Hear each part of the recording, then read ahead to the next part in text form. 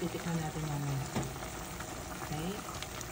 Hinaan natin ang apoy para i-cook in a low fire. Guys, di pa rin ako marunong magluto ng munggo. Eh, gusto ni ka sushi master magpakayal din man ang ulam nila. Kaya, ayan. Maluto na ako ng lunggong. Lunggong na. Kasi yung lunggong, syempre, agay-agay. Ilang ko sa mga kapatid. Lunggong na ito. Luya ko. Makalan siya. Makalusip. Nilagyan na natin ng asin. Kaya nilalagyan natin ng paminta. Okay?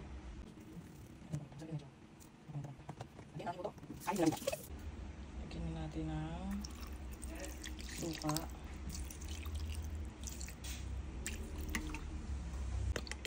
Konting seasoning. Ang paalat lang. Lalagyan natin ng konting water.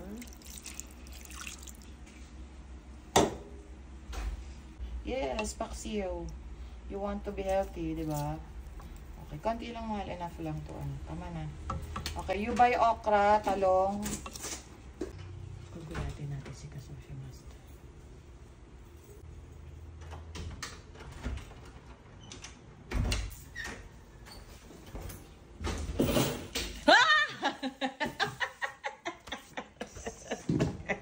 Sige mo yung ano.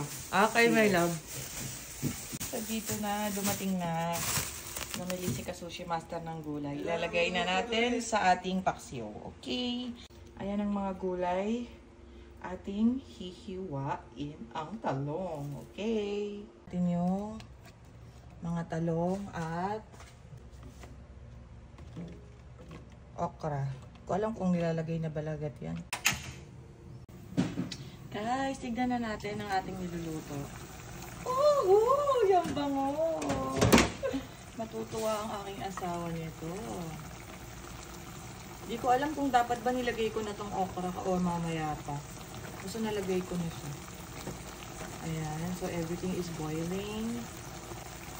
Mamaya lalagyan natin siya ng konting oil. Arte. Lagyan natin ng konting mantika mamaya.